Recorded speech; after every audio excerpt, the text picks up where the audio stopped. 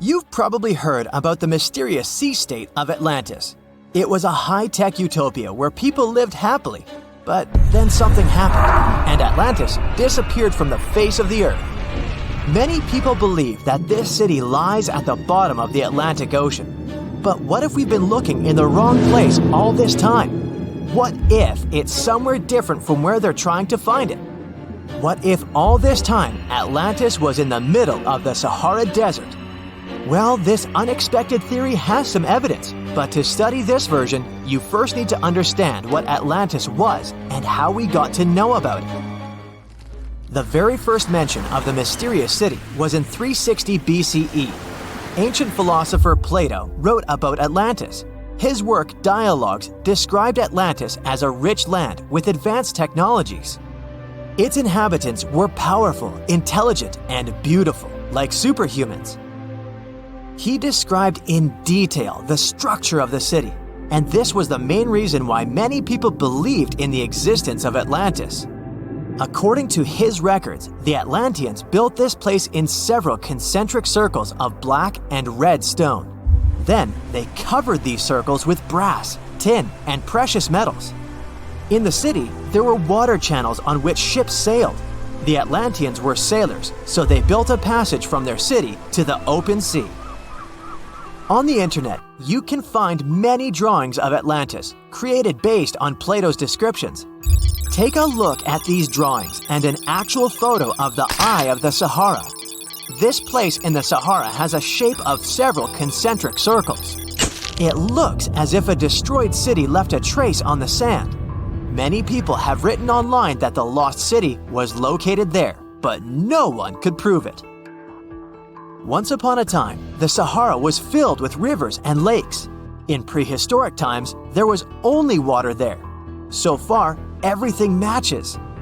The Eye of the Sahara was first discovered in the 1930s. This place was considered a crater from a fallen meteorite. But in the middle of the 20th century, scientists conducted a soil analysis and refuted the version with a fallen space rock. In the end, everyone agreed that this was a dome of molten rocks under which magma was raging. For millions of years, wind and water had been destroying the formed landscape and eventually made it look like perfect circles.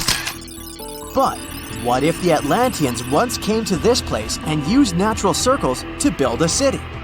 In this case, we would have many traces and artifacts from this developed civilization. And yes, archaeologists did find some arrowheads, spears, oars, and other things there. But this has nothing to do with Atlantis. In the Eye of the Sahara, a multitude of Acheulean artifacts lies. It was an ancient tribe that frequented this place. For the first time, Acheulean tools appeared more than 1.5 million years ago. Some of the items found there may be 130,000 years old, and according to the records, Atlantis existed about 12,000 years ago. Archaeologists found no artificial structures in this place. There was also no debris or traces of a large city. People would have found some stuff if a big city with advanced technologies had existed here.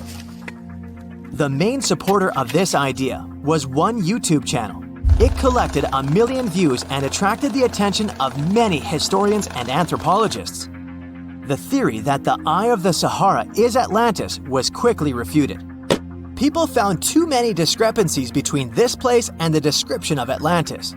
The author tried to catch the viewer's attention by presenting external similarities between the natural landscape and the fictional ancient city. Another popular theory claims that Atlantis was a real continent located off the Bahamas, but then this city was swallowed up by the Bermuda Triangle. According to this legend, the city ruins still lie at the bottom of the triangle, but there's no confirmation of this theory either. Writer Charles Berlitz invented it. Adherents of this theory claim that the walls and streets in the western part of the Bahamas might be the ruins of Atlantis. But scientists disagree. They have proven that these walls are natural formations of coastal rocks. There are also rumors that the story of Atlantis was inspired by an actual historical catastrophe, the Black Sea Flood.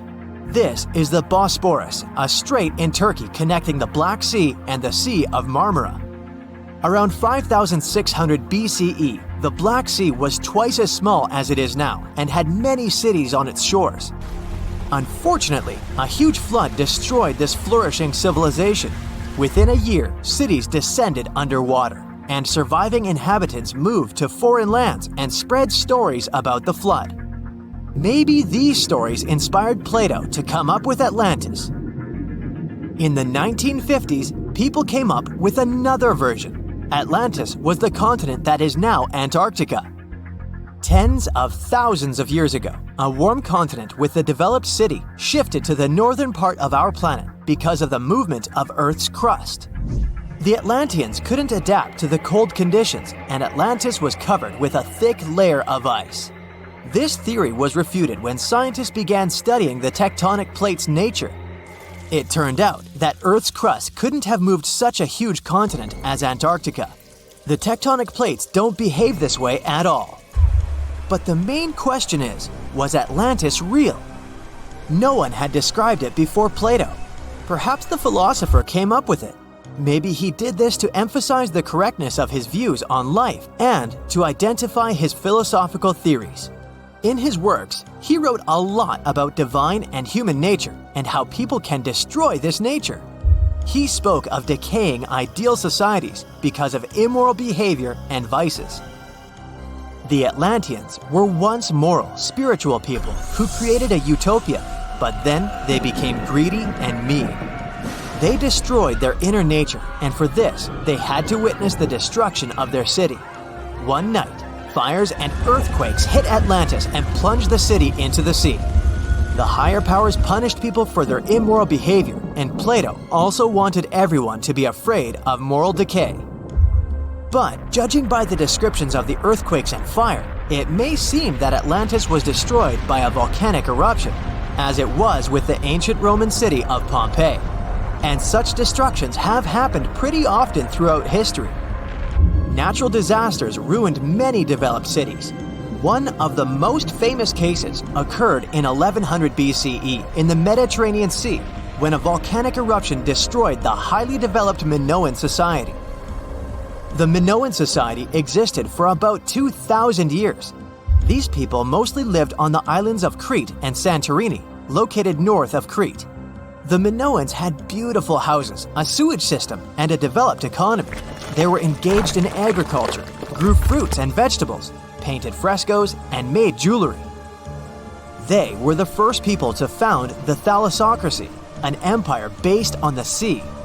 They lived off of fishing, piracy, and maritime trade. At the time, they performed cruel rituals, and their way of life was far from moral.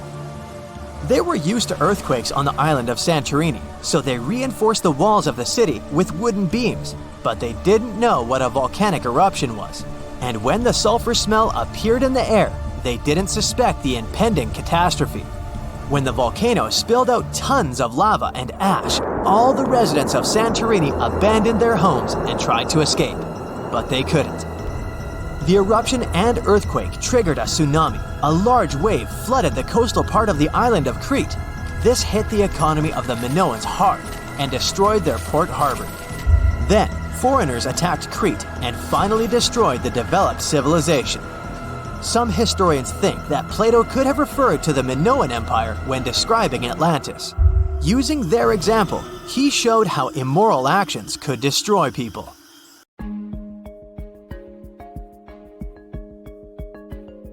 Welcome to Starbuck Island in the middle of the Pacific near French Polynesia.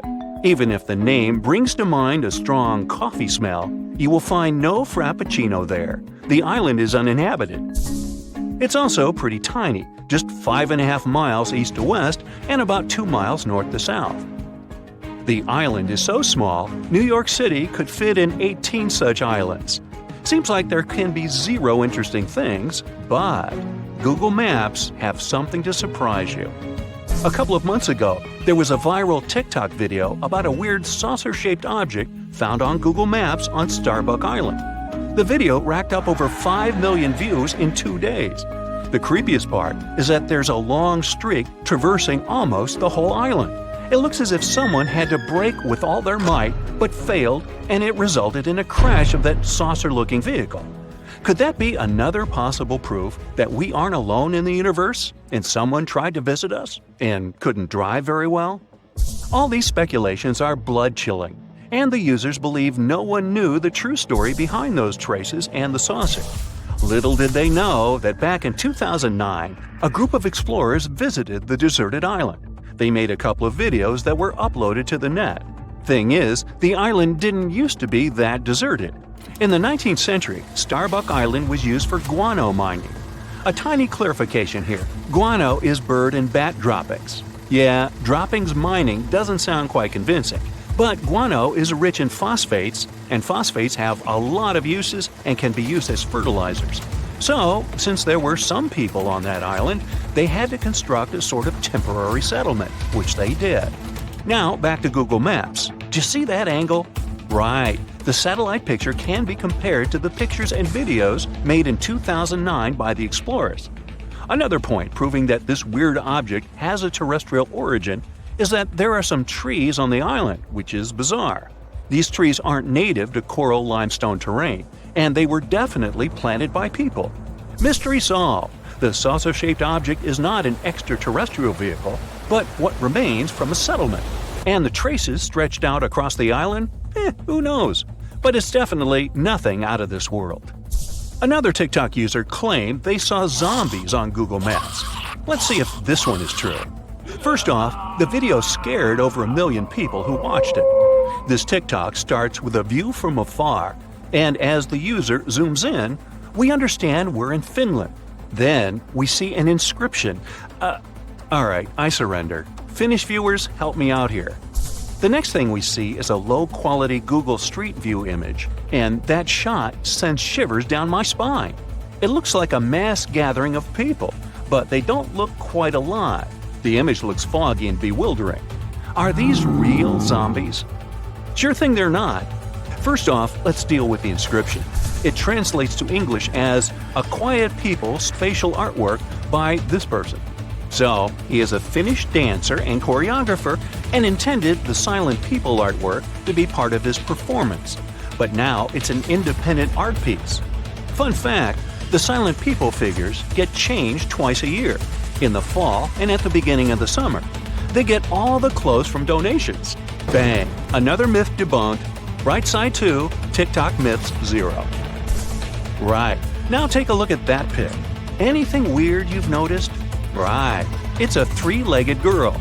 The satellite picture was taken in Croatia, but there's nothing to worry about. These are nothing but Google Maps issues. Thing is, the technology used for Google Maps purposes has a curious algorithm. Each object gets photographed several times, and then the resulting photos are stitched together to achieve the most accurate image.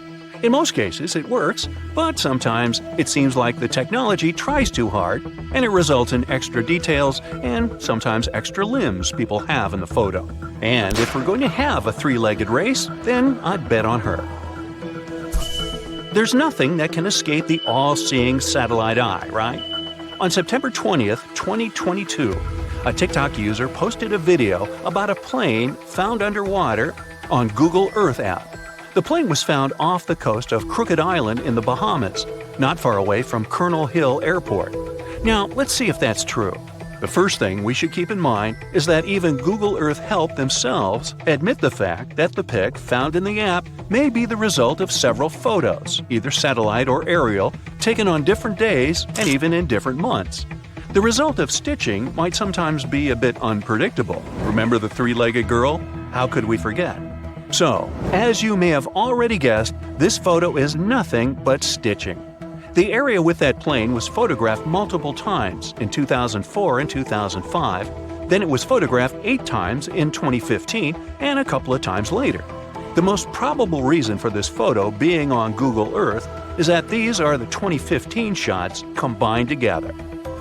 They say the reticulated python is the largest snake in the world and can reach a whopping 20 feet in length. There's a record of one such python found in 1912 that reached 32 feet in length. However, users found an even more staggering snake on Google Earth. On March 24, 2022, another mind-blowing video was posted on TikTok. The video got over 200,000 likes. Imagine the views! This time, the user claimed that a megaskeleton of the extinct Titanoboa was found on Google Maps somewhere in France. It was hard to judge from the image, but the skeleton was estimated to be about 100 feet long and could have certainly been the longest snake that ever existed, if the snakes had had such a skeleton in reality. So it's the number one reason why this one is not a snake. You see, snakes have somewhat thinner ribs, and the skeleton in the picture looks way more massive. Another curious thing about this skeleton is that it turned out to be made of steel. See what I'm driving at? It's not a real skeleton, but a stunning 425-foot-long art installation. It's called this French name, which means ocean snake in French. The installation was created by a Chinese artist, Wang Yongping, and it's free to visit. The cool thing about this installation is that it only appears with tides, so it looks like a real archaeological excavation. Well, the artist made a monkey out of millions of users. If you ever travel to France, you can go check this extraordinary piece of art.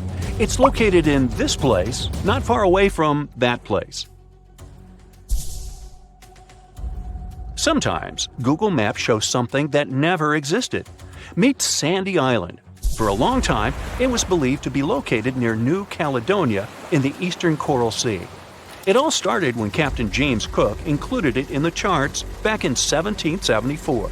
He never visited it, but it was later included in several more charts as a precaution against reefs. At the time, it was standard practice. Plus, the area was, and is still, swarming with pumice sea rats. These are the masses left after an underwater volcanic eruption, so such a precaution was a necessity. This way, the island stayed in the charts until 1974.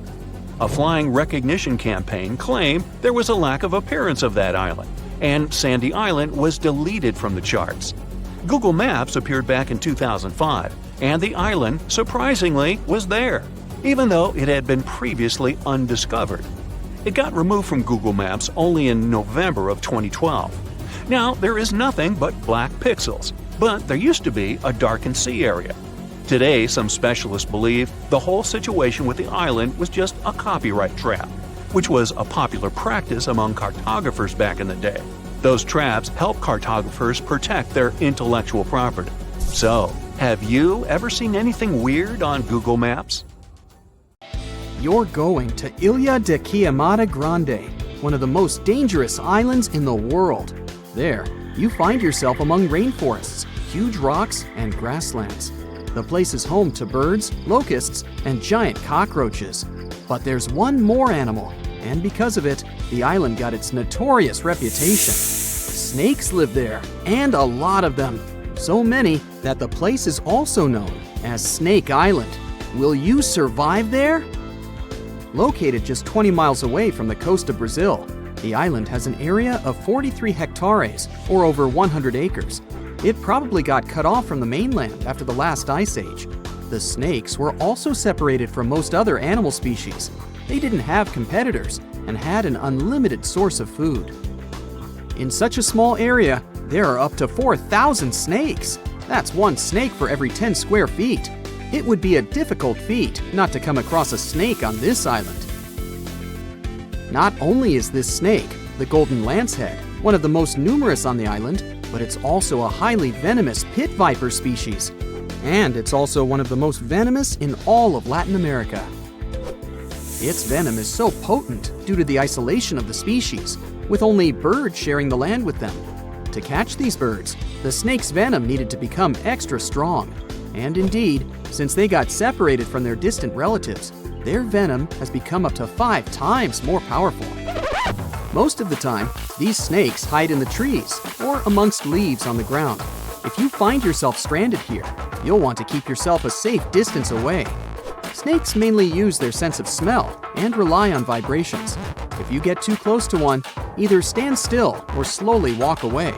If you make too many vibrations, this will make them feel threatened, causing them to strike. If you spot them a safe distance away, or if you're walking toward tall grass, stamp your feet a couple of times. This will notify snakes of your presence. They won't risk taking down prey larger than they are and will likely slither away. Carrying a stick is always a good idea, just in case you happen to come across a snake accidentally. This way, you'll have an extension of your arm that cannot be bitten. This simple thing might save your life.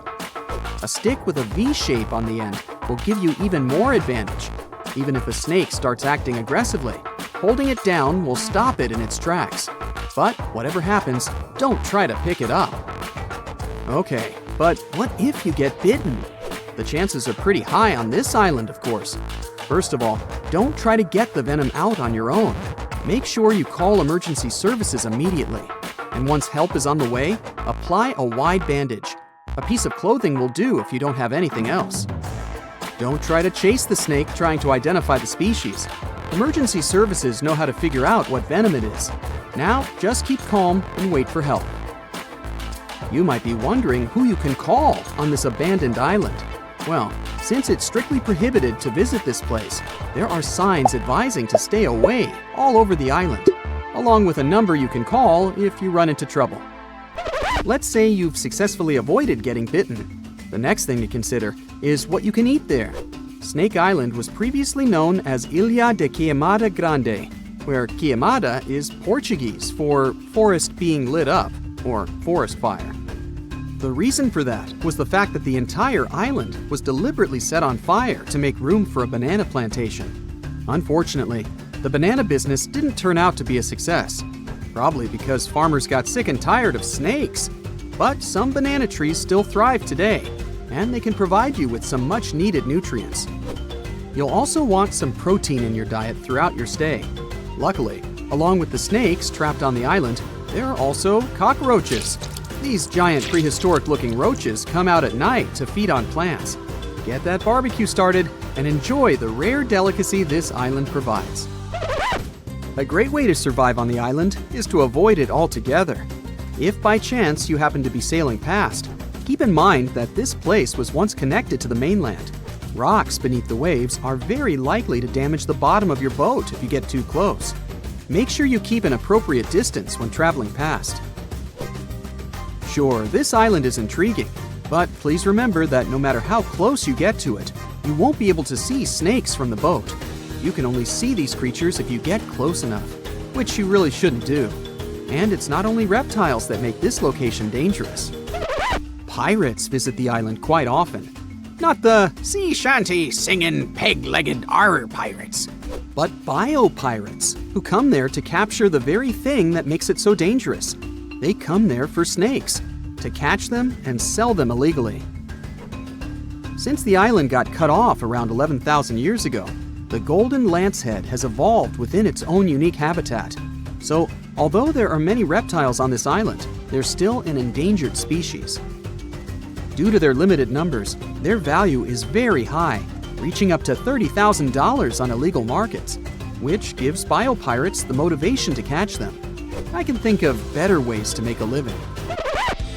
Anyway, let's say you've got all the resources necessary to survive in one of the most dangerous places on Earth. Do you think you would manage this feat? Perhaps you think it's impossible. You'd be surprised at how possible it can be, if you know what you're doing. It turns out many have visited this scary place before. Research teams often come there. They study the golden lancehead snake, its environment, and its food sources for conservation purposes. But scientists always make sure there's a doctor on the team. There's also a lighthouse on Snake Island. It had been operated by people until the 1920s. Then it became automated. One guess why. Brazilian authorities visit the lighthouse once a year to make sure it's still functional. Locals on the mainland know the reputation of the island, so the stories of people going missing are minimal. But one group of fishers once got too close to the island. As they were sailing along their normal route, they accidentally neared the shore. Their boat hit a rock under the waves and began filling with water. As the boat was quickly sinking, the men had only two options: to try to survive in the rough sea or swim to the shores of Snake Island. It was a hard choice to make. After all, they had heard the stories, and it wasn't just about snakes. Rumor had it that the island was cursed. Regardless of the stories, the fishers chose to take their chances with Snake Island.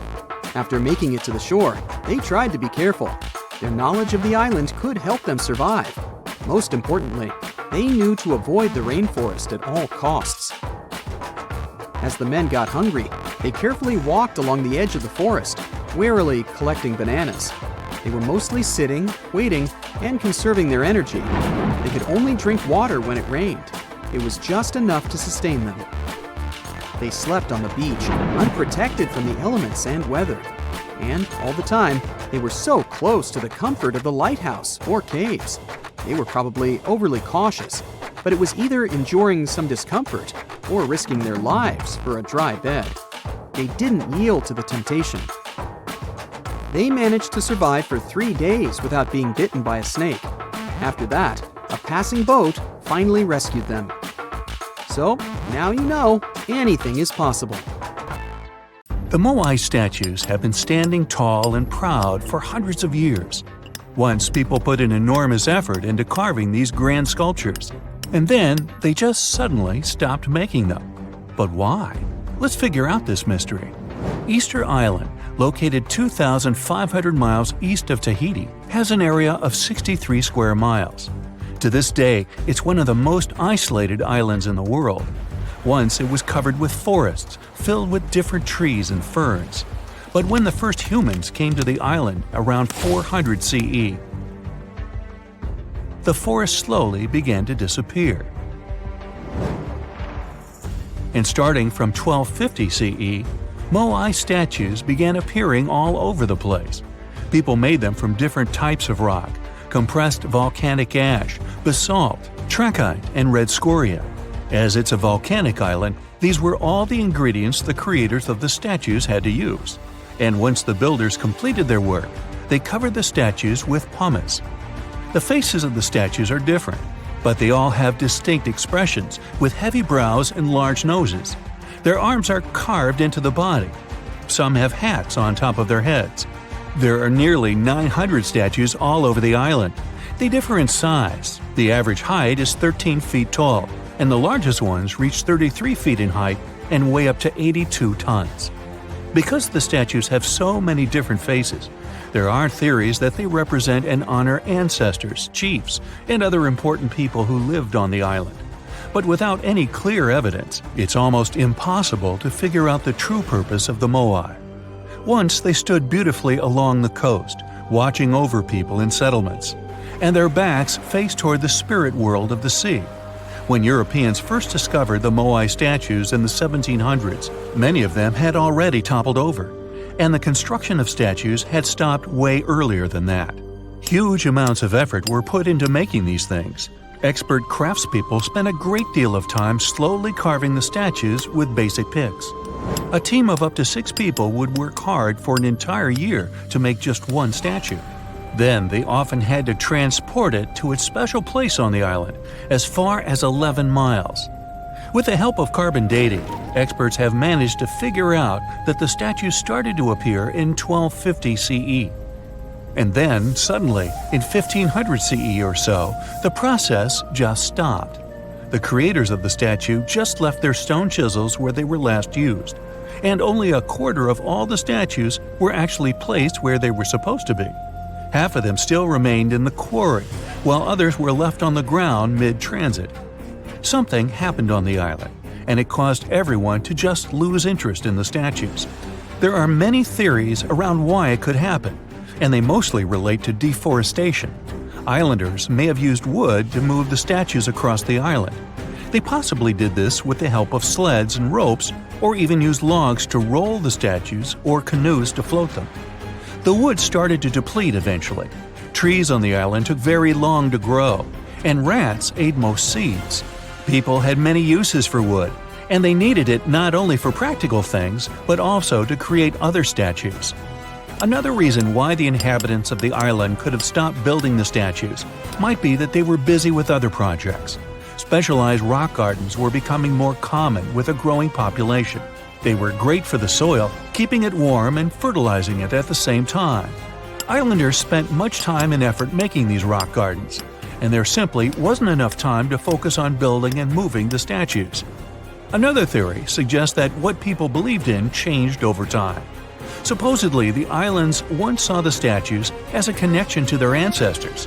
After some time, though, rituals depicting a show of strength and endurance became more widespread. And with these rituals, islanders started to carve images related to seabirds. Seabirds became the main animal on the island. People started to believe that their ancestors looked over them through birds instead of the statues, so there was no longer a reason to build the Moai. Anyway, these theories might be true, but the main problem was that the small island couldn't support a growing population. What was once a lush land covered in forests quickly became a barren landscape. For the first few centuries, people relied on forest resources, but agriculture became more important sometime after 1550, when forests disappeared.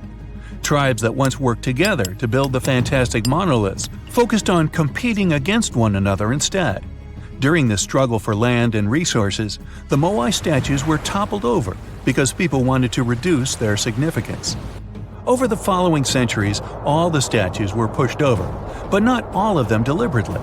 Many fell naturally after being neglected for so long. Some even ended up in the ocean water surrounding the island, and there they sat for a while. But there was some good news for these statues. They were re-erected, providing a great experience for visitors from all over the world. If you make a journey all the way to this isolated island, the first question you'll probably ask will not be how the statues were made or how they were moved. It will be, how on earth did anyone even make it here in the first place? It was one of the most amazing feats ever. The Polynesians sure did some pretty extraordinary things. From as early as 1500 BCE, these boat-faring people began to explore their world. They used the most advanced marine inventions of their time. They sailed across the ocean in catamarans and outrigger boats, starting in Southeast Asia and inhabiting many more places throughout the Pacific. They lived as far north as Hawaii in 900 BCE, and all the way to the south in New Zealand by 1200 BCE. And the farthest journey to the east was, of course, Easter Island. In only a few hundred years, these early sailors inhabited an area of thousands of square miles. They simply memorized where they had already been, and this way managed to navigate the ocean. They used a wide range of techniques. They watched the sun as it rose and set during the day. Stars helped them at night. If it was overcast and sailors couldn't figure out direction visually, they used other brilliant methods. They watched the movements of ocean currents and wave patterns and paid attention to bioluminescence in the water. These patterns helped them find where specific islands were located. These seafarers even understood how islands and atolls in the distance caused air and sea interference patterns. Birds provided them with certain signs too. Some of them migrated long distances from one island to another, which gave travelers some kind of a visual connection for their route. Other types of birds had specific feeding times. Sailors knew when and where they hunted and directed their boats depending on where these birds fed. Vikings certainly get way too much credit for their seafaring abilities. Where they used a sun compass, the early Polynesians relied purely on the knowledge of how nature itself could guide them. Their skills were so advanced that in 1769, Captain James Cook, an English explorer, even hired a Polynesian navigator because of his extensive knowledge of the seas. But even more surprising was the fact that he drew a map from memory. It covered an area that was 2,000 miles wide. In this region, there were 130 islands, and the navigator knew 74 of those islands by name. At the beginning of their voyage, Captain Cook often disregarded the navigator's advice, but toward the end of their journey, he was very impressed. He also recognized the Polynesians as possibly the most widespread nation on Earth. It has recently become a popular location for many tourists looking for the perfect place to get away from it all. If you're lucky enough to catch a sunny day here, it's like no other, I can assure you. Chances are, you'll end up having loads of foggy days, but let's be honest, they have a special allure of their own. This enchanting smile-shaped island is called Sable Island. It's located 190 miles from mainland Nova Scotia. It wasn't accessible to the general public until 2013. That's when it was added to the list of National Parks of Canada. You can get here either by plane or by water.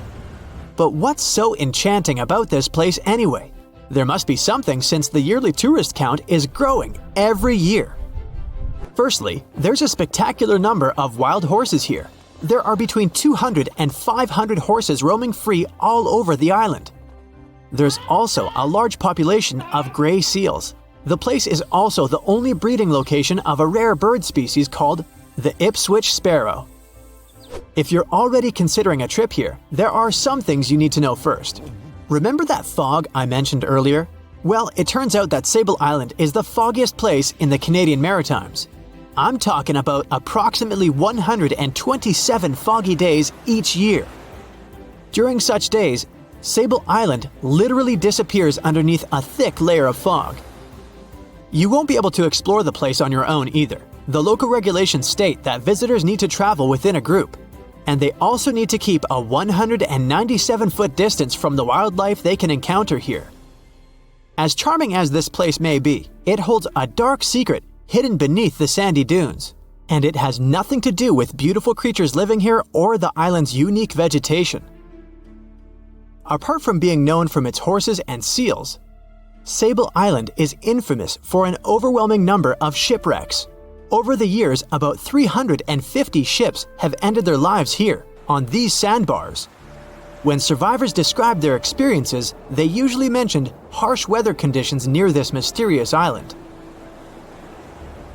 The island also made its way into literature when it was described in a book called The Perfect Storm, which was written by Sebastian Junger and published in 1997. The book was so successful that it was later adapted for the big screen in 2000, with George Clooney playing the leading role. The first recorded shipwreck near Sable Island dates back to 1583.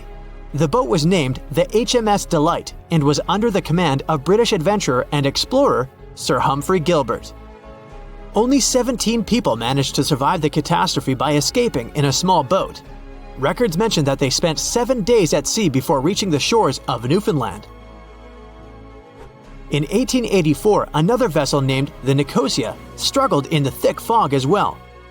The ship was completely destroyed, but fortunately, all 18 crew members managed to survive. The captain's son was almost lost at sea when a lifeboat capsized when he was climbing into it. He somehow managed to stay underneath the lifeboat, which was completely submerged. When this lifeboat righted, he eventually emerged from the water and was rescued for the second time. The years between 1947 and 1999 were relatively quiet on the island. In 1999, though, a yacht called the Merrimack ran aground near the shore of the island at about 2 a.m. on July 27th. The 40-foot fiberglass boat had a crew of only 3 people. Natural gas exploration workers, who were luckily not far away, rescued them. The crew managed to fly safely to Halifax the next day. The owner of the Merrimack tried to recover his boat by hiring local fishermen. Unfortunately, this operation was unsuccessful, since only the fittings of the yacht were eventually saved. It took no more than 6 weeks for the sand and waves to crush and completely break up the hull of the Merrimack. So what is it about this place that's so dangerous for boats? Does it have anything to do with the weather? Or maybe there's other forces at play? The explanation turns out to be a bit more complex, and it wasn't easy to figure out, at least not way back in the 1500s. First of all, the island is located close to one of the world's richest fishing grounds. Since it's also near one of the major shipping routes between Europe and North America, hundreds of vessels sail past it each year. The likelihood of shipwreck increases when there are so many boats roaming around the area. Sable Island is also in the way of most of the storms that move up the Atlantic coast of North America. It's no surprise that boats often get hurtled straight onto the shores of this island. The weather has a lot to do with it too. During the summer season, the warm air from the Gulf Stream creates a dense fog as it merges with the cool air by the Labrador Current that passes by the island. Other currents don't help the matter. Sable Island is next to the meeting point of 3 major ocean currents: the Gulf Stream, the Labrador Current, and the Belle Isle Current.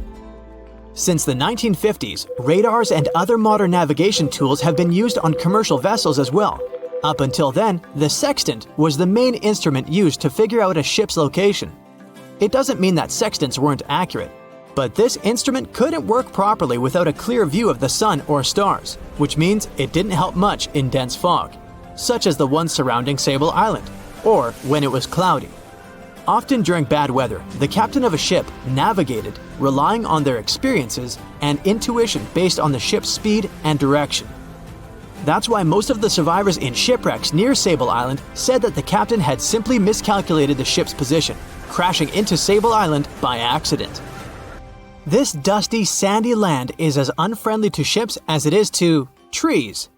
There's reportedly a single tree on the whole island, and it looks a lot more like a bush. It's actually a pine tree.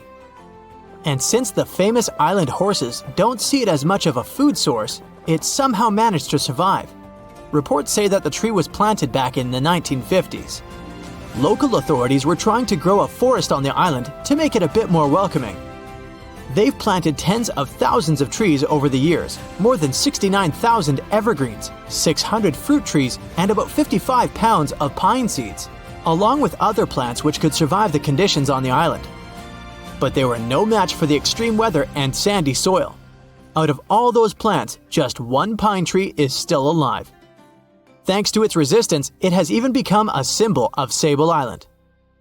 Interestingly, for around 40 years, the island also had just one inhabitant.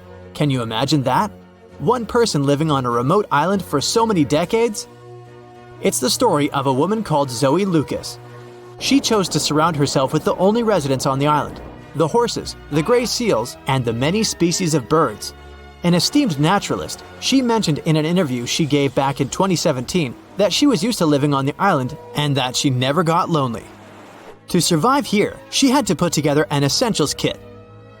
It included a notebook to take notes and a pair of binoculars to study the wildlife. You can safely assume she wasn't scared of the intimidating surroundings, since she decided to eventually call this place home. At first, Zoe wanted to set up camp on one end of the island, near some abandoned buildings. But eventually, she settled in a wooden house near a bunch of sand dunes. A Canadian institution called the Meteorological Service of Canada put together the simple construction back in the 1940s. Parks Canada operates the building these days. Zoe's work included gathering as much data on the local horse population as possible. It could help scientists better understand how they managed to adapt to the unfriendly environment. She also helped gather the debris that made it to the shore to help track pollution levels. Among all the rubbish that she collected, there was a refrigerator and a crate full of fresh peppers. Some other specialists eventually started working rotating shifts on Sable Island to offer the brave woman a little bit of company now and then. No one expected such a strong storm. It's too dangerous to sail back to the land because of high waves and winds. But suddenly, you notice a small green island nearby. You and your friend are about 25 miles off the coast of Brazil. You were fishing and didn't notice black clouds obscuring the blue sky. You're approaching the unknown island and see a Coast Guard boat behind you. People from there are screaming something to you, but you can't make out the words because of the thunder. They tell us we should stay away from that island, your friend says. Despite the warning, you still sail since there's no other way out. Around the island, you notice sharp rocks sticking out of the water like knives in the dark. Now you realize what the Coast Guard warned about, but it's too late. Your boat hits a rock. The bottom is pierced. You start to sink. The rain and wind are getting stronger. Both of you fall overboard. Then darkness comes. You wake up in the morning because of the scorching sun and a dry mouth. Your friend and the wrecked boat are lying nearby. Apparently, you'll have to wait for rescuers to get out here. Now, in the light of day, you can see how dangerous the island's coast is. It's surrounded by rocks, and you're lucky you've survived. Getting out of here will be difficult. Together with your companion, you decide to look for coconuts and bananas. Your friend goes to the wreckage and pulls out a bag of medicine. Then, both of you leave the sandy beach and enter the dense jungle. A couple of steps later, you hear a strange hiss. You see your friend. His eyes are filled with horror. Goosebumps run down your back. You feel something alive crawling under your feet, and there's a lot of it. You look down and notice slithering snakes. There are dozens of them. They wrap around your legs, get into trees. They're everywhere. Don't move, your friend says. I think I know where we are. You want to ask him a question, but fear takes away your voice. He reads your face and answers the question. We're in one of the most dangerous places on Earth, the Brazilian Snake Island. These are not just some ordinary snakes. This is the golden lancehead, one of the most venomous reptiles in the world. You can find them nowhere else on the planet except for this land. They evolved here naturally, without other snake species intervention. That made their venom 5 times stronger than the venom of ordinary vipers. They're practically the only owners of this island. Nowhere else in the world will you find such a concentration of creeping reptiles on such a small piece of land. And now, they're glad that 2 big lunch meals have arrived. There's little chance of survival, but you're gonna try. The first thing you need to do is get out of your stupor and find a thick stick. This is your best tool right now. If you encounter a venomous snake, the best you can do is retreat slowly. But this time, there are too many of them. They're aggressive and hungry. Together with your friend, you fight off the snakes with a stick. But there's more and more of them coming. One of them falls on your shoulder from a tree and bites your neck. The poison instantly enters your bloodstream and affects your muscles. It feels like your body is melting. It becomes difficult to move, and your neck swells. Your friend grabs you and carries you deep into the jungle. Here, among the trees, you notice an old lighthouse. Yeah, this building really stands out here. Once a year, the Coast Guard visits it. Your friend breaks down the door and puts you on the floor. You're afraid you won't be able to survive the bite. Fortunately, your friend is a doctor. He injects the necessary medicine and saves your life. You have a few minutes to rest before more danger arises. Your friend tells you that the unique snakes appeared here thousands of years ago. This island was part of Brazil for a long time. Then, massive floods separated it from the continent. This part of the land was cut off from the whole world, which helped the formation of a unique ecosystem inside. Vipers that lived here evolved into golden lanceheads. They quickly became the main masters of the island and destroyed all the other animals. But how did they manage to survive without food, cut off from the whole world? They did it thanks to nature and evolution. This island is a transit point for many birds. They stop here to rest during long flights. These birds become dinner for the snakes. Previously, a snake bite almost didn't harm the birds. They were frightened and flew away, leaving the snake without food. But over years of evolution, the island's owners have developed such a potent poison that one bite was enough for a bird to never take off again. There's also a legend that a pirate hid treasures here a long time ago. And, so that no one would ever find it, he brought snakes to guard his gold. Of course, there's no chest with coins here, but the island is attractive for modern pirates, even today. Golden lancehead snakes are an expensive commodity, so bad people often visit this place to hunt the reptiles. That's why the Coast Guard is always on duty around the island. People are forbidden to visit this place. And even if someone manages to get past the guards, they will have to face the rocks. Only biologists and scientists have permission to study the local fauna. A necessary condition for a visit is a doctor's presence in the team, so they can save people from the snake's poison. So we have pirates and hordes of poisonous snakes, but there's something else that makes the island even worse. At this moment, you hear rustling all over the building. Thousands of little paws are tapping on the walls and floor. You look around and see lots of giant cockroaches. Some of them are half the size of your palm. They crawl under your clothes. You and your friend scream in fear and run out of the lighthouse. Quickly, you reach the shore and fall into the water. It seems that not a single cockroach is left under your shirt. But that's not all. You hear a strange buzzing sound. You look around and see a dark cloud of flying beetles forming in the sky. It's locusts! Thousands of flying insects are heading in your direction. To avoid a collision, you dive under the water and wait for the cloud to pass by. You go up to the surface and move to the shore. Fortunately, there are almost no snakes here. You and your friend are afraid to approach the jungle and wait for several hours until rescuers arrive. You're nervously painting a pattern on the sand and make a promise that you'll never revisit this place. Finally, you see the lifeguard boat. You're trying to tell them you got here by accident. They believe you and evacuate you from the island. While you're sailing away, you think about what would happen if many poisonous snakes appeared in a village or a small town. It's difficult to imagine what kind of problems people would face. But in fact, there's no need to imagine anything. There is a place on the planet where locals live next to poisonous cobras, but it doesn't create any chaos. A human can live in peace and harmony with reptiles in that village. Welcome to Shetpal village in India. This place has a population of about 2,600, and it's located in the jungle. It's hot here. Locals are friendly and responsive. If you go into one of the houses, you'll see something that seems impossible. The king cobra, whose venom is one of the most dangerous in the world, calmly crawls around furniture and eats eggs and meat that people give. There's even a special corner for the reptile to relax from the scorching sun, drink water, and have a snack. People are happy about the cobra, as if it was a pet. In the village, cobras are everywhere. They come into houses and schools, crawl through the streets, and keep company during dinner. The locals consider them full-fledged residents. They adore them. The snakes are also used to people and don't see them as dangerous. The coolest thing is there has never been a tragic case in the village because of a poisonous bite. There's no other place in the world where cobras live in such harmony with people. You're on a ship when you notice some water foaming nearby. It looks as if a huge vessel just sunk there, but you don't see any debris. Steam is rising over the water, and large bubbles appear on the surface. In a couple of minutes, you see a small piece of land appear right in front of your eyes. It's releasing flames and lava. Millions of gallons of water evaporate in the mouth of the volcano.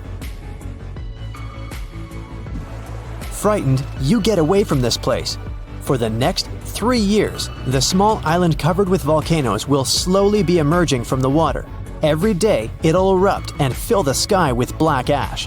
When the ash settles, it'll get mixed with the water and form the shore. This eruption lasted 3 years, and finally, by 1967, the island of Surtsey on the southern coast of Iceland was fully formed.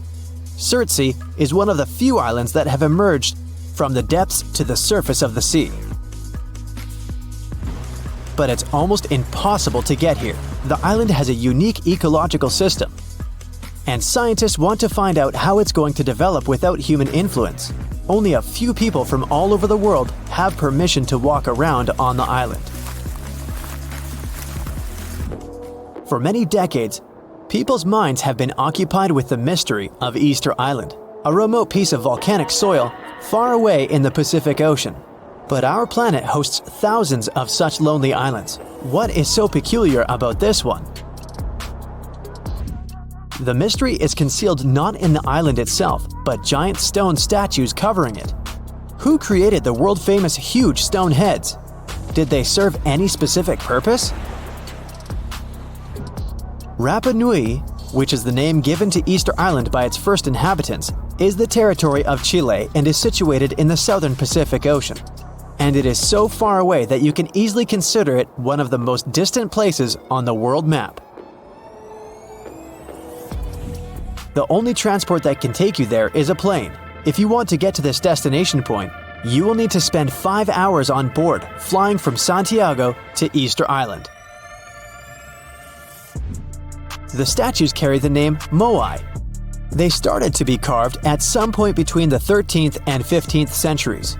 Rapa Nui statues are easily recognized thanks to their peculiar faces. They have long noses, wide chins, rectangular ears, heavy brows, and deeply set eyes. It is quite curious that the nostrils curl in the way fish hooks do. Firstly, people thought that the statues were made up only by their heads. But surprisingly, it turned out that there are full bodies that are attached to the heads. It was discovered during excavations in May 2012. The bodies were just hidden underground. Still, the heads of the statues, visible from the first site, make up 3/8 of each statue's size. As for the arms, they were carved against the bodies, resting in different positions. Most statues, 834 out of 887, were carved from the material called tuff, which is, in fact, compressed volcanic ash. Curiously, all the statues except one faced inland. It means their backs are turned to the ocean.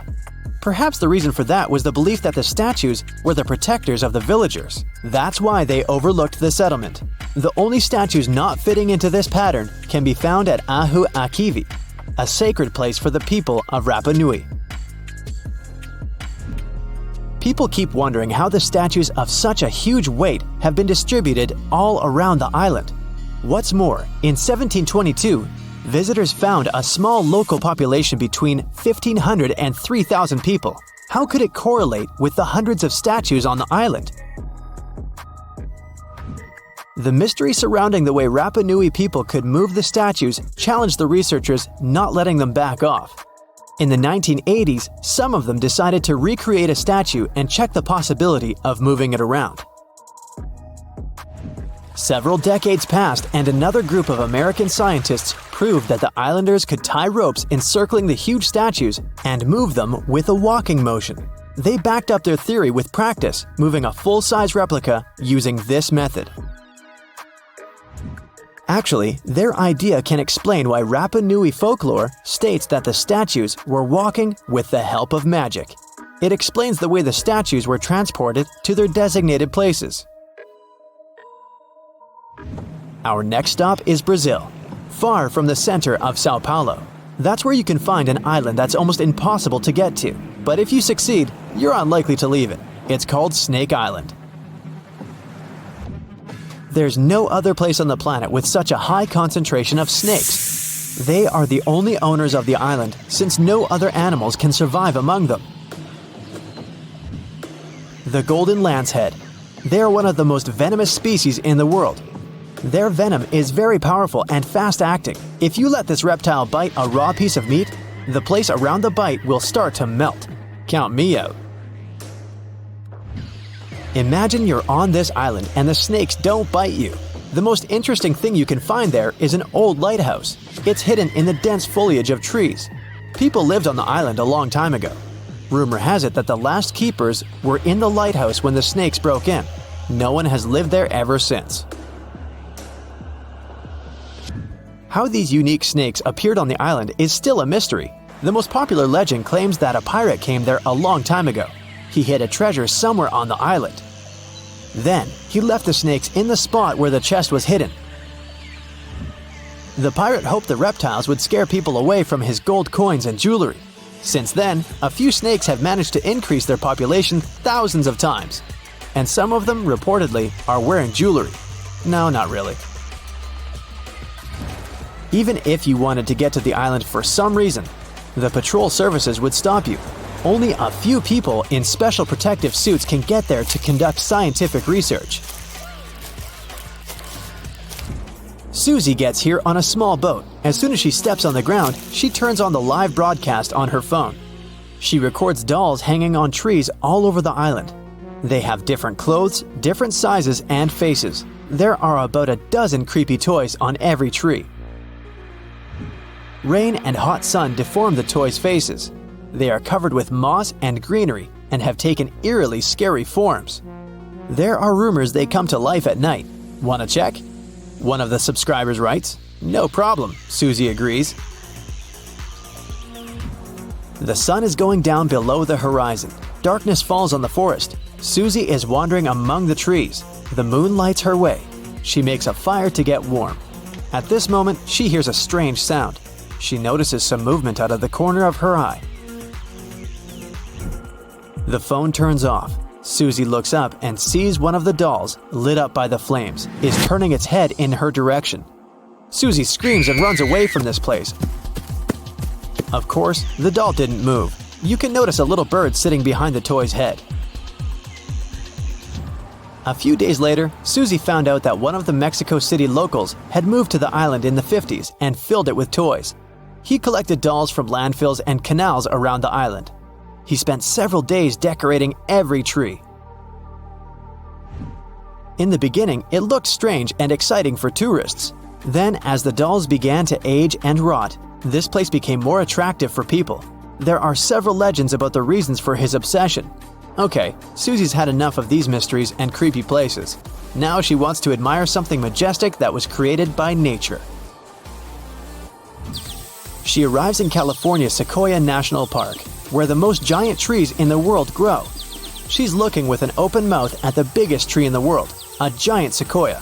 Its name is General Sherman, and it's about 2,000 years old. The volume of this tree is almost half the size of an Olympic swimming pool. Despite its age, it's not the oldest one. There are redwoods in the park that appeared 3,000 years ago. And the tallest tree in the world grows here, in California. It's a redwood that belongs to the sequoia family. It's called Hyperion. This is 1/3 of the Eiffel Tower's height. Just imagine what kind of view you can see from the tree's top. Now, Susie is on the island of Madagascar. She's going to see unique baobab trees. They look like something has ripped them out of the ground, turned them upside down, and shoved them back in. Baobabs are some of the most beautiful trees in the world. Most of them are here in the Alley of Baobabs, but you can also find them in Australia and South Africa.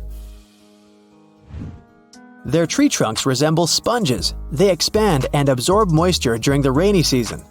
Elephants like to drink it. They tear off and chew the trunk's parts to quench their thirst.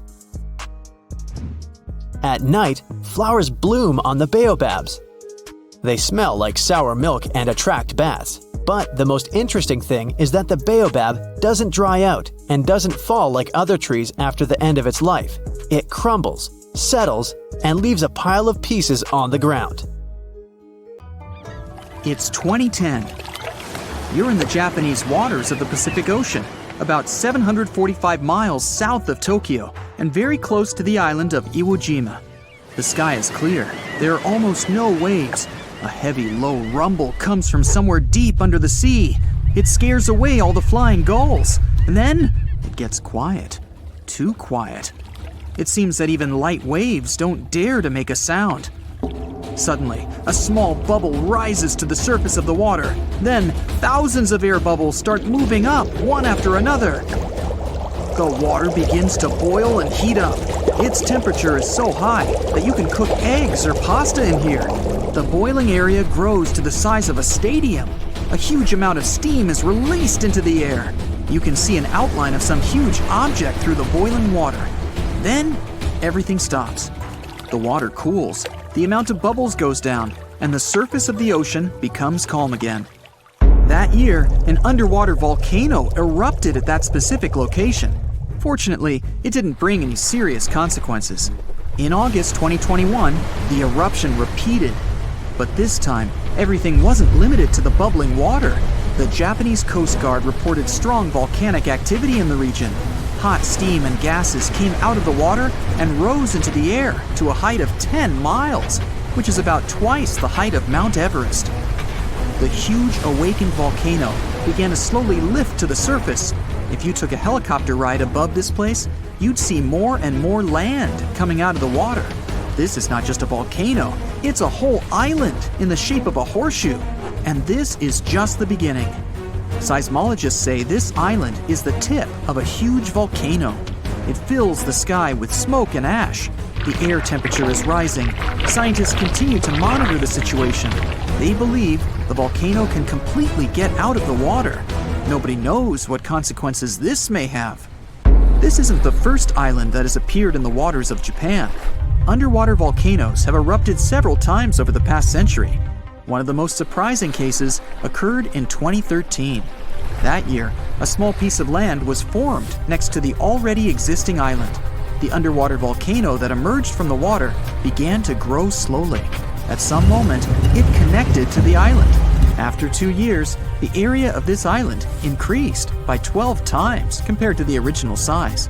Smoke is always pouring out of this place, and its surface is filled with red-hot lava flows. The volcano is unstable and isn't going to calm down. Such phenomena occur not only off the coast of Japan. In the 1960s, a volcano awoke on the southern coast of Iceland. For 3 whole years, it was coming to the surface and had formed an island by 1967. They called it Surtsey. Unlike the Japanese islands, this is where the volcanic eruptions ended. Now the island is one of the most inaccessible places on the planet. Only a few scientists in the world have permission to walk around this place. They want to learn how the plant and animal life of the island are formed without human intervention. This is a unique event, and here's why. Underwater volcanoes differ in their behavior from land volcanoes.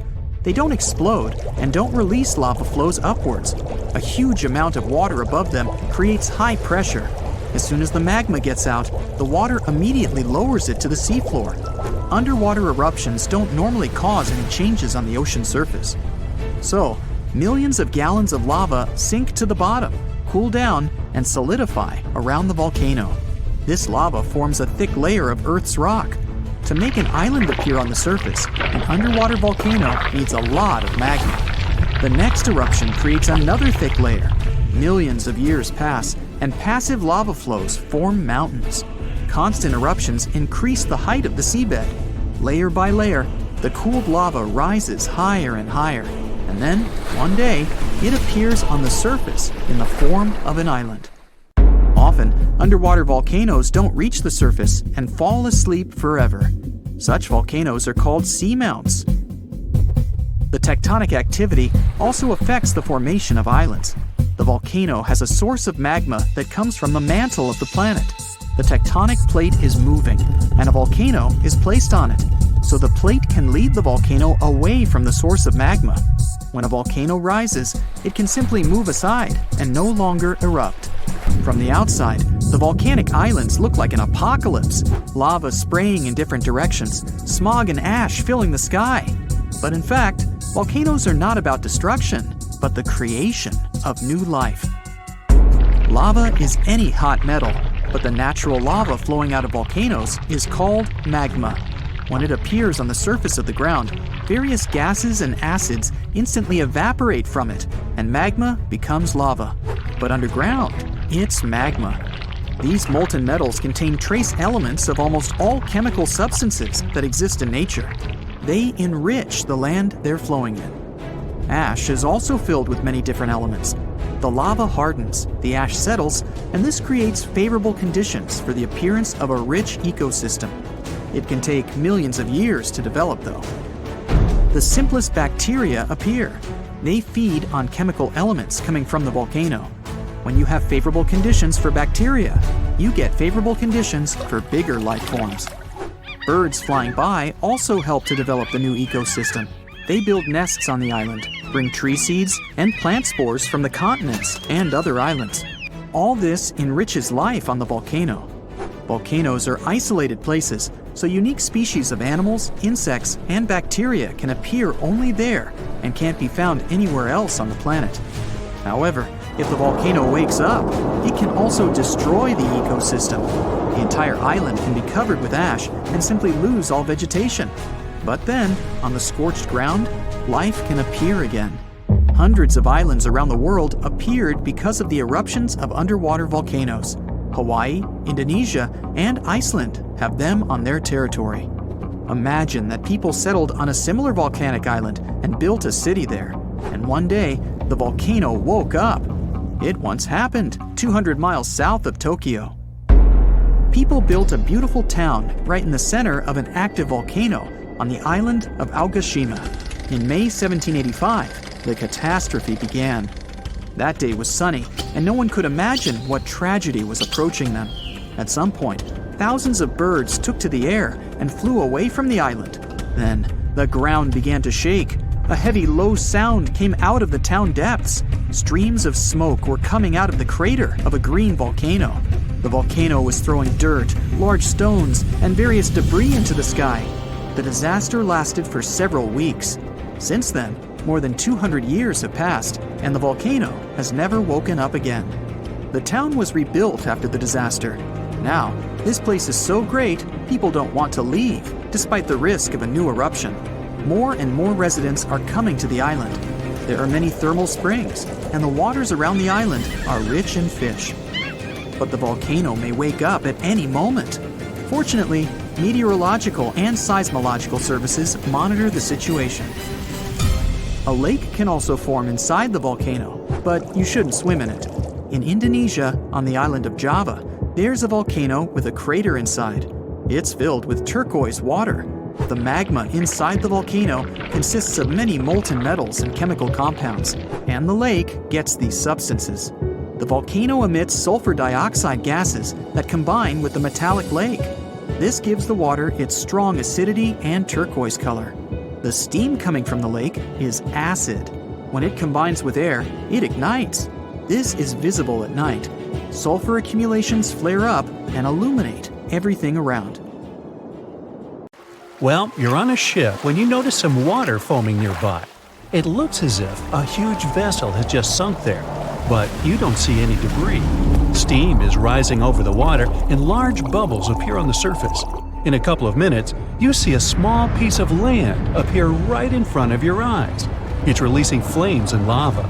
Millions of gallons of water evaporate in the mouth of the volcano. Frightened, you get away from this place. For the next 3 years, the small island covered with volcanoes will be slowly emerging from the water. Every day, it'll erupt and fill the sky with black ash. When the ash settles, it'll get mixed with the water and form the shore. This eruption lasted 3 years, and finally, by 1967, the island of Surtsey on the southern coast of Iceland was fully formed. Surtsey is one of the few islands that have emerged from the depth to the surface of the sea. But it's almost impossible to get here. The island has a unique ecological system, and scientists want to find out how it's going to develop without human influence. Only a few people from all over the world have permission to walk around the island. This next place looks unwelcome from afar. We're now in Australia, in the Tasman Sea. Here, a huge ridge resembling a sharp fin of a giant shark sticks out of the water. The height of this mountain is 1,800 feet, which is almost twice the height of the Eiffel Tower. This place is called Ball's Pyramid. It's located in the center of an uninhabited volcanic island. It's difficult to get here because of the inaccessible rocky landscape of the place. The island was first discovered in 1788.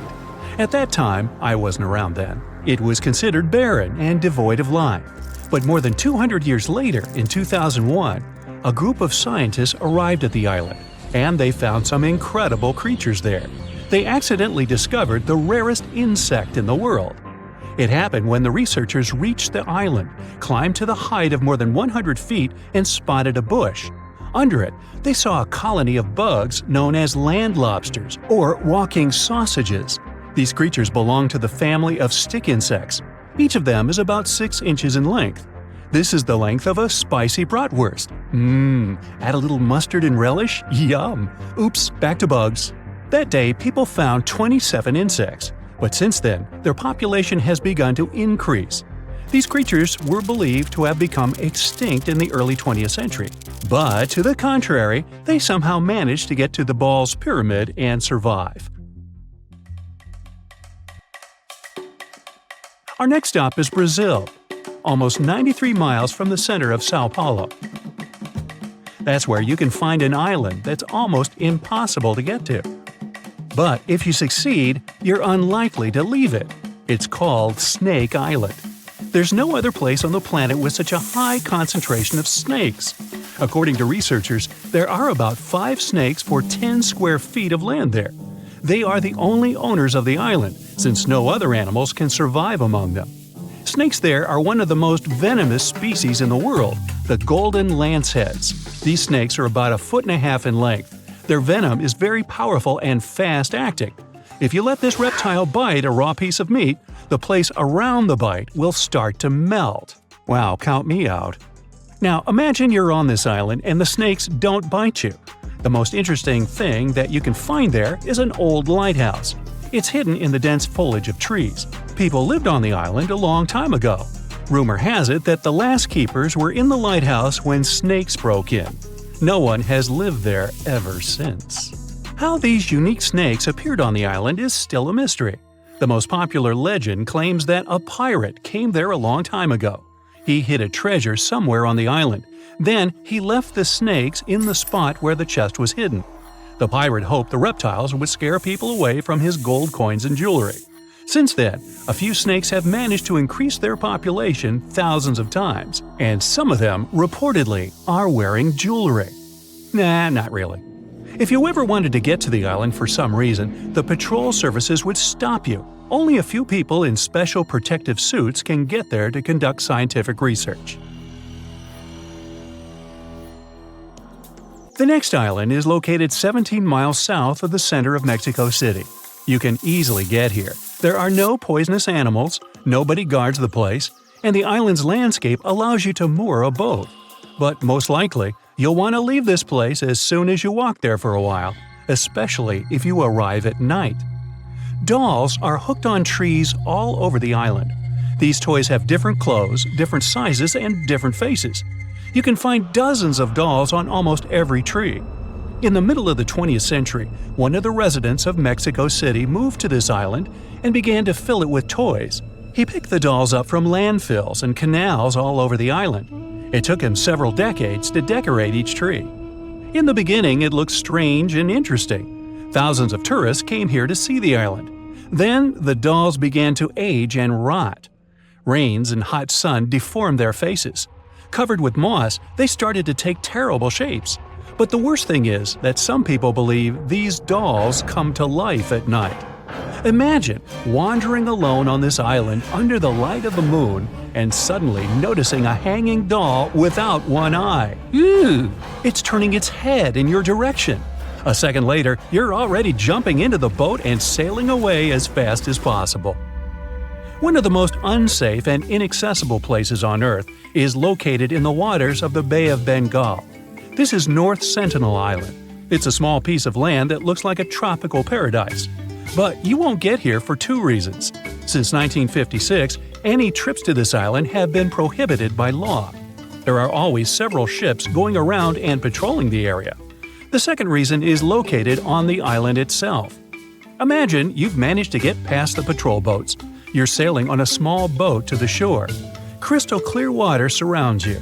You can even notice passing fish and beautiful coral reefs.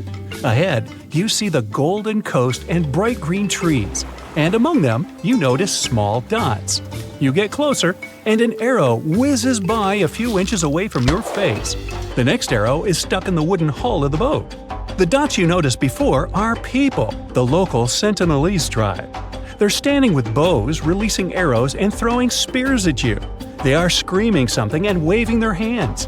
You understand they are not happy to see you and will do everything to prevent you from reaching the shore. The Sentinels have long been isolated from the whole world and are now defending their island in such an assertive way. They don't seem to be afraid of anything. Once, a helicopter flew to the island, and the locals still threw their spears and shot arrows at it. It's forbidden to approach the place, not only because it's unsafe for tourists, but also to protect the local tribe from the dangers of civilizations. People from the continent can easily bring some disease to the island and infect its inhabitants. The locals don't have immunity, even from the flu or a simple cold, never mind smartphones. In addition, the island is surrounded by a coral reef, and this makes it very difficult for large ships to reach the shore. Despite all the prohibitions and the danger, many people have tried to get to the island. In 1880, an officer got to the shore and discovered that the soil there was ideal for growing coconut palms. The man also found several villages on the island, but didn't dare to meet with the locals. Eventually, he left this place, alive. Since then, many more attempts have been made to get to the island. Many times, researchers and travelers gave the islanders gifts, like fish or coconuts. The locals accepted these presents, asked for more, but still didn't allow foreigners to approach their homes. It's also difficult to make friends with the local tribe because they communicate in one of the most complex languages in the world. Scientists and linguists have been studying it for decades. And at the end of the 20th century, some researchers managed to make friends with the Sentinels. In 1991, the islanders were invited to board a large ship. A team of anthropologists gave them bags with coconuts. Only several members of the tribe accepted the gifts. For centuries, the Sentinels have been living on their own, far from civilization. And almost nobody wants to change this situation. What, and pass up the internet, fried food, and Facebook? You're kidding. You pack up your bags and head to the most remote island in the world. You can't stop jumping for joy, knowing you'll have an island all to yourself.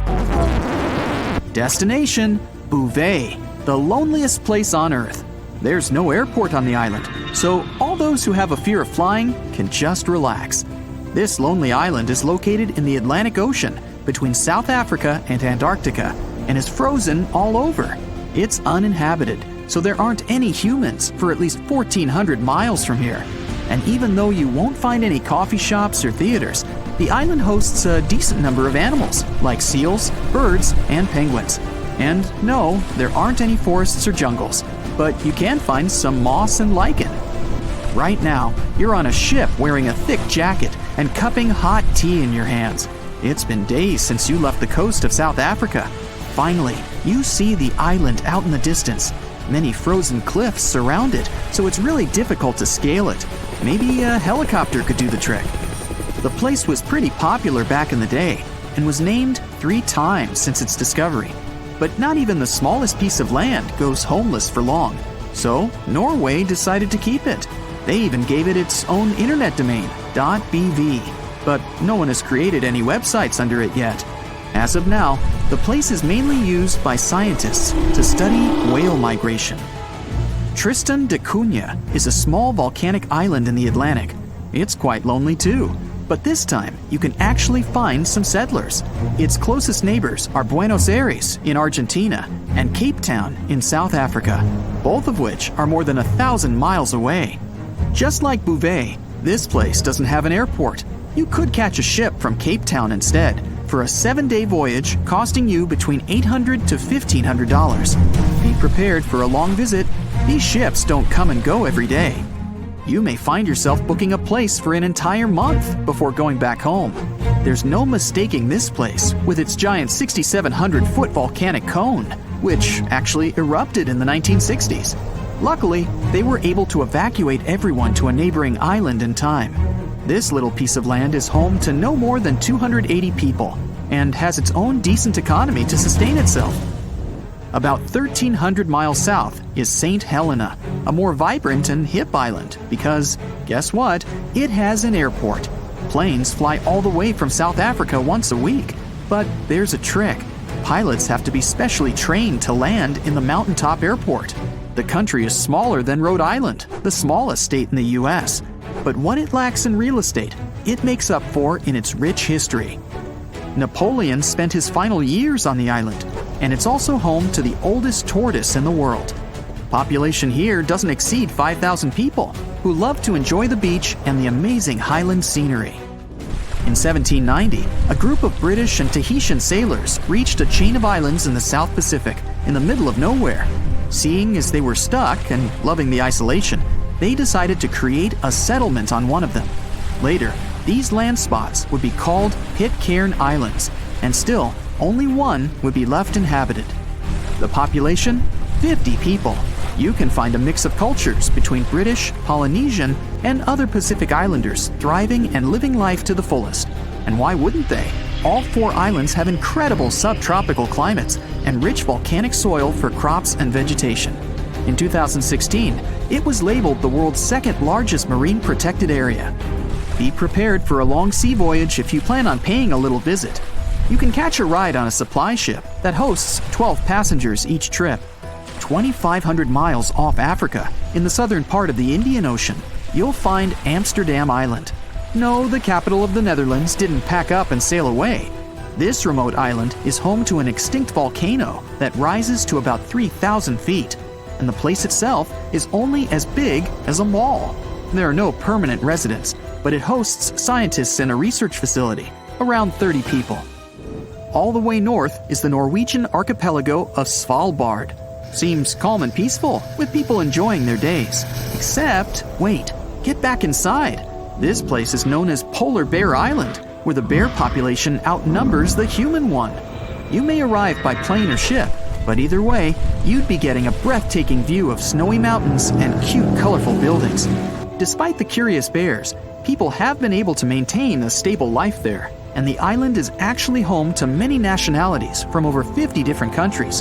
Svalbard welcomes anyone to stay and live without a visa, as long as they have some place to stay and a job to make a living. It's located roughly 500 miles north of Norway in the Arctic Ocean. But where isn't the only tough question. It's when you go, too. If you're not a nocturnal type, then consider going there in the bright half of the year, where you could experience sunlight nearly all day, every day. Because during the other half of the year, there's total darkness. But you'll get to witness some beautiful northern lights right above you for quite a while. Svalbard is considered the most northern settlement in the world, and actually has the most northern university as well.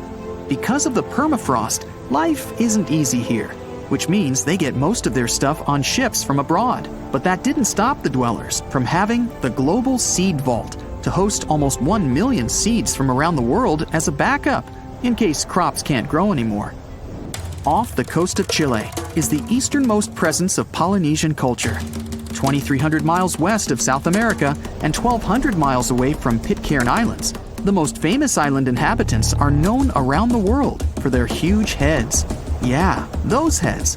More than 600 are scattered across Easter Island, but archaeologists dug deeper and discovered that their bodies are buried beneath the ground. The island is also known as Rapa Nui, or the Great Rapa. It doesn't have white sandy beaches, but the dry sunny spots and amazing ashen cliffs were formed by the lava from volcanoes. North Sentinel Island is a beautiful paradise with just one problem. No one is allowed to enter it. There's a native tribe living there, untouched by any outside civilization, and everyone decided to keep it that way. Over the last 200 years, several dozen people were able to get a hands-on experience with the islanders, but let's just say it didn't end well. It's even completely off any shipping route to avoid contact. 10 years ago, a study indicated there could be between 80 to 150 people on North Sentinel, but there really is no way of telling, since that number could be as low as 15, or even exceeding 500 people. They're so isolated that the people in the neighboring open islands don't understand the Sentinelese language. Some researchers were able to pick up little snippets of their lifestyle. They live in huts with slanted roofs and fire pits facing each other. They have a healthy seafood diet and live on fruits that grow on the island. There isn't any harbor, but soft sandy beaches as far as the eye can see. Too bad we can't get in. Tuvalu is a young island country in the west central Pacific, made up of 9 small coral islands placed in a chain-like formation.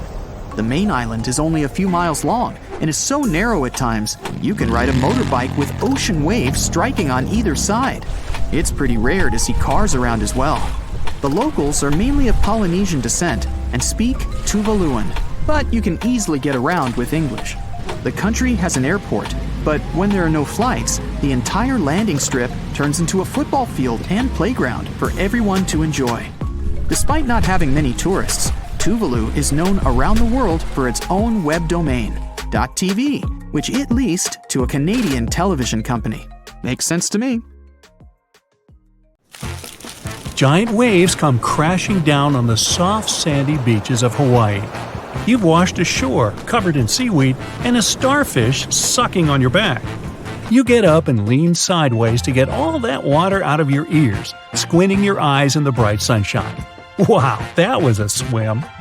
Ah, Hawaii, you finally made it to the Aloha State. You're expecting to see a flock of people gathered around with cameras, snapping photos of you washed up ashore. The large results with families and tourists. The international breakfast buffets. Sign me up. The pineapple pizzas sizzling from the oven. Say what you want about pineapple pizzas, but I'm open-minded. You look around and see acres of plain beaches with not a single person taking selfies. There aren't any resorts or even buildings for that matter. No paved roads, no infrastructure, and not even an airport. Something's off. You definitely jumped off the cruise ship to swim all the way to Hawaii, but this just seems like a virgin island. You walk along the beach, shaking off all that seaweed, trying to make your way to what seems like a main road. But there isn't one. You turn around and see a local man cycling towards you. Finally, some help. You approach him, and he greets you with a thick Hawaiian accent. The locals do speak English pretty well, so this guy is probably someone who keeps to himself. He gives you a very warm welcome and tells you that you're actually in Niihau Island, the smallest of the populated Hawaiian islands, at only 70 square miles. Your eyes widen with shock. Well, at least, you're still in Hawaii, technically. In 1863, King Kamehameha IV sold this island to Elizabeth Sinclair, a Scottish farmer who owned plantations in New Zealand, for a sum of $10,000 worth of gold. In today's money, that would be around $200,000. The king asked for one condition: to preserve the culture and protect it from any outsiders. Over the generations, the island has been maintaining that promise and is owned by the Robinson brothers, who are descendants of Elizabeth Sinclair. And one of the ways of getting in is by having a personal invitation from one of them. Another way is by booking a half-day helicopter trip with limited access around certain areas of the island for a few $100s. Good thing you saved yourself a few bucks. This is the only island where the majority of the population speak Hawaiian instead of English. In fact, Hawaii is the only state that has two official languages, English and Hawaiian. The Niihau Island actually rejects the fruits of today's advancements. There are no cars in sight, since the locals get around on foot or by bicycles. No wonder their legs have great definition. They thrive without running water, internet, or shops. The only school on the entire island is powered by solar energy with a backup generator. And what's awesome is that it's the only school in the state that's powered by the sun. You walk around enjoying the landscape until your new friend shows you the biggest lake in all Hawaii. You're in awe to witness such an amazing sight. Being a resident of the island, the local explains some ground rules the permanent residents must abide by. The men of the island are not allowed to grow their hair or have earrings. If they do break these rules, they can be evicted. The local takes you to a spot where many of them chill and hang out during the day when they're not working. Many families gather around and have a cookout. You lie down on a soft, sandy spot with no one causing a ruckus. The cool breeze brushes across your face. You see tiny hermit crabs crawling around. And in the distance, you see some fishers walking back to their houses with their much-needed catch. Residents don't use modern-day technologies for hunting and fishing. Rather, they use techniques passed down generation to generation. In 2010, a study showed that there are only around 170 official permanent residents on the island. Some other studies say there are even fewer people living there, just 70. Either way, you kick back, relax, and enjoy the peace and quiet. There are some other interesting and off-limits islands in the world too. Way over in Brazil is an island that's uninhabited on purpose. Every 10 square feet of it have at least 5 venomous snakes slithering around. Even though some scientists say it's an exaggeration, I wouldn't want to be in an island overtaken by snakes. And that's why Ilha Queimada Grande is known as Snake Island. Scientists claim there are around 2,000 to 4,000 snakes roaming around. If you have a phobia of these reptiles, then maybe consider scratching it off your bucket list. But don't worry, no one's even allowed here without a special permit. And if you live nearby, no need to fear. The island is around 90 miles off the coast of Sao Paulo, where it rightfully belongs. It's crazy to think that 90% of all snake bites in Brazil are from this island alone. And it's home to a unique species of pit vipers, the golden lancehead. Ooh. The ecosystem on that island is so unique because the snakes dominate the entire land with no threat. Over the years, they've been preying on birds settling or paying a visit. And without human intervention, they were able to thrive and host snake parties all year round. Nestled between the Bay of Bengal and the Andaman Sea is a hostile island that doesn't have any venomous snakes, or at least none that we know of. In fact, we know pretty much nothing about this island, except that the people who occupy it don't welcome visitors, and history shows that anyone who enters doesn't come back. Dating all the way back to the 1800s, an Indian merchant ship landed on Sentinel Island to freshen up and find its bearings. Around 100 people were able to swim ashore, since the island had no dock for ships and boats.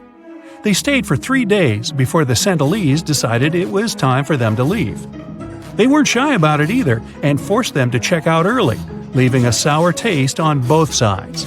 And it's been like that ever since. People come near, the Sentinels pull out the "Not Welcome" sign, and everyone gets hurt in the end.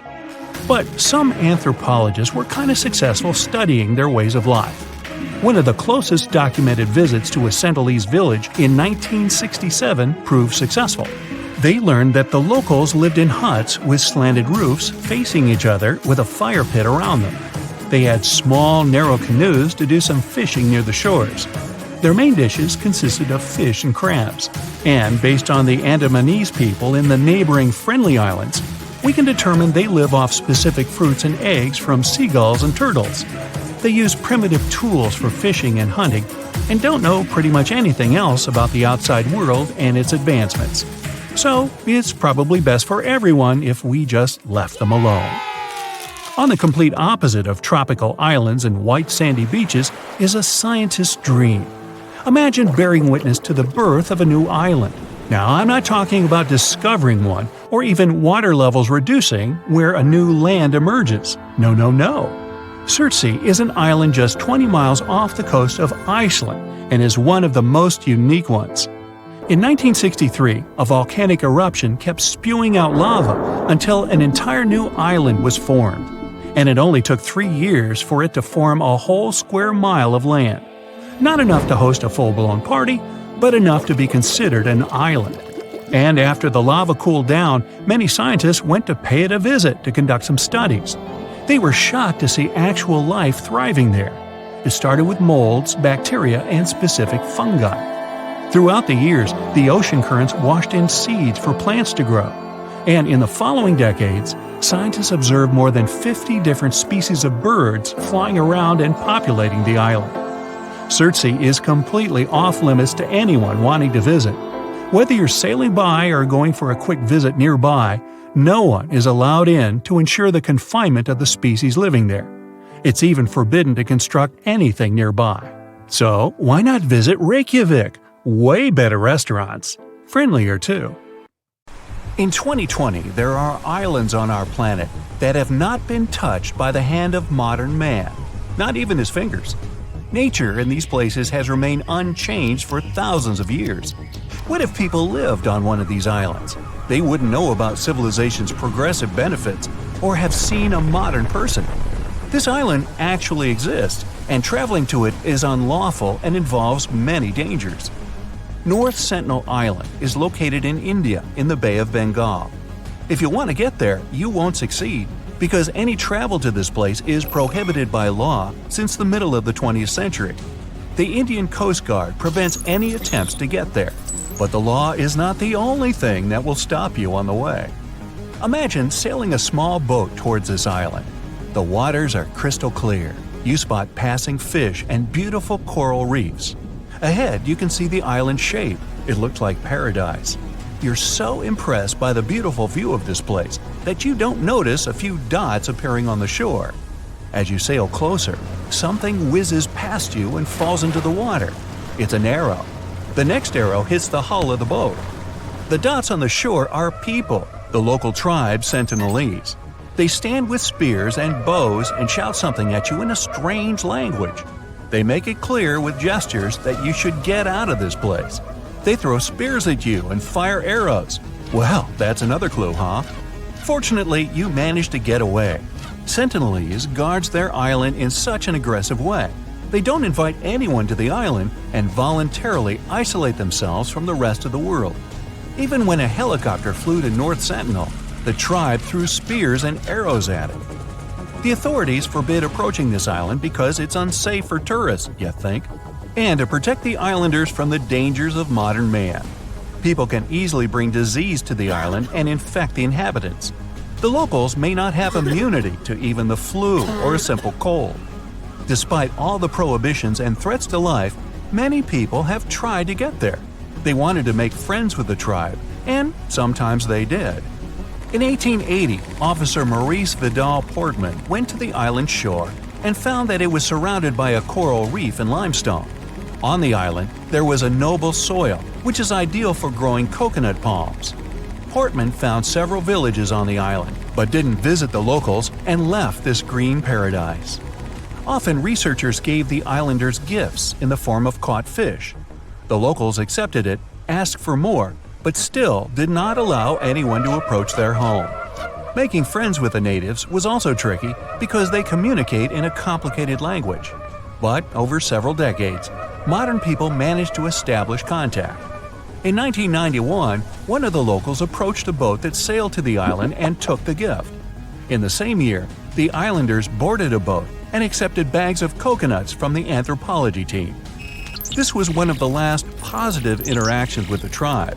For centuries, Sentinels have lived on their own, far from civilization, and India's government wants this to continue. So there. Another island is also beautiful but much more unsafe. One mysterious small green island is found 25 miles off the coast of Brazil. It also represents paradise. Traces of modern man are present here in the form of a lighthouse, but there are no people inside. Sometimes the Coast Guard comes to the lighthouse to check whether everything is okay and whether there are no strangers on the island. People are not allowed on this island for their own good. The only inhabitants of this place are snakes. The island is home to about 4,000 species of these reptiles. They hang on trees and slither on the ground. Oh boy. They have no enemies and feed on birds that visit the island for recreation during a long flight. Oops. But the worst thing is that these snakes are among the most venomous in the world. The golden lancehead snake is a unique species that lives only in this place. Snake Island was once part of Brazil's mainland, but 10,000 years ago, the sea level rose and separated this place, turning it into an island. Animals were completely isolated here, and for thousands of years, snakes became the top of the food chain. Because there was no other prey on the island except birds, evolution gave these snakes a potent venom to catch prey with a single bite. Well, moving on. Next is a terrifying island located in the Xochimilco Canal, 11 miles from Mexico City. There are no venomous animals or a hostile local tribe, and the island is not forbidden to visit. But most likely, you'll want to leave as soon as you arrive. Creepy dolls of various sizes are suspended in trees and old buildings all over the island. In the 50s, one of the residents of Mexico City moved alone to this island and began to hang it with dolls. For decades, he decorated this place, although it's difficult to call it decoration. He found dolls and dumps and canals around the island. The hanging dolls looked rather strange and attracted many tourists. But over time, the dolls got older. They were covered with moss, turned green, and rotted. The dolls' faces have deformed and taken eerie shapes. But the worst thing is that the locals say they've seen these dolls come to life at night. Ew. Now for Bovit Island, one of the most mysterious islands in the world. This island is the most isolated place in the world. It's located in the South Atlantic Ocean, 1,600 miles away from South Africa and 1,100 miles from Antarctica. A perfect location for an introvert. It's challenging to reach the island, and typically you can only do so from some large ships passing by. Almost the entire island is covered by a glacier, and in its center lies a volcanic crater. The only permanent residents of the island are penguins and seals. The island was discovered by a French explorer in 1739. However, the coordinates of this place were not recorded. For the next 69 years, the island was hidden. In the early 19th century, it was finally rediscovered. But a human foot came ashore only in 1927. Hopefully, it was still attached to some explorer. In the mid-20th century, people decided to build a weather station there. As soon as the researchers sailed to the island, they discovered something strange. They found a lifeboat in a small lagoon among the seals. It was in good condition and could still sail. The researchers found oars and an empty copper buoyancy tank not far from the boat. There were no markings or emblems on the boat. It seemed that a ship was wrecked and the sailors escaped by this boat. However, no human tracks were found on the island. Who owned this boat and what happened to those who sailed on it remains a mystery. Now, let's end our trip with an island that is completely safe and even pleasant. What a surprise. Pig Beach is an island located in the Bahamas. This is not the official name of this place, but it's called that because of the local swimming pigs. The island is inhabited by these animals. They sunbathe on the beach, walk through the jungle, and beg for food from tourists. But the cool thing is, they can all swim really well. Cute pink and brown piglets splash in the water and grunt, begging for food. Thanks to feeding by tourists and caring locals, these animals manage to survive on the island. You can stay at a hotel on a nearby island and visit the pigs by boat. Nobody knows precisely where the pigs came from. According to one legend, the pigs survived a shipwreck and swam to this island. You can find several cats and goats there as well. Animal Farm, anyone? Just look at these mysterious islands. Years of sea corrosion and nature made this magnificent pattern of a world map out of islands. Yeah, just kidding. Of course these are man-made. The World Islands is an archipelago in the United Arab Emirates, and only one of many other magnificent artificial islands created there. And although the idea of man-made islands sounds very modern, the process has a long history. Many thousands of years ago, prehistoric people used to pile hundreds of boulders on lakes or river bottoms to create small islands. They can still be found in northern Scotland. The process was challenging and must have taken a lot of time since some of the stones weighed up to 550 pounds apiece. That means the islands were significant and had some sacred purpose. But to this day, it's still a mystery. We do know the purpose of the Chinapas, Aztec artificial islands for cultivating crops. Small, ridge-like islands were built on the wetlands and swamps with canals between them. It provided enough water to grow fruits, vegetables, and flowers all year long. These floating gardens are still present and can be found in some regions of Mexico. What about more modern creations? Nowadays, islands are created for the need for extra space.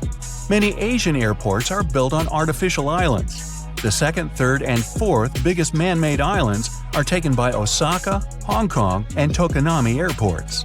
However, not all islands are made with a purpose. Most of the New York Harbor Islands are man-made, but not all were actually planned. Belmont Island is just a pile of rocks, disposed of while constructing the underwater metro tunnel. The island measures only 100 by 200 feet. Although it's off-limits for people, in 2004, an artist unsuccessfully tried to proclaim the island as a sovereign nation.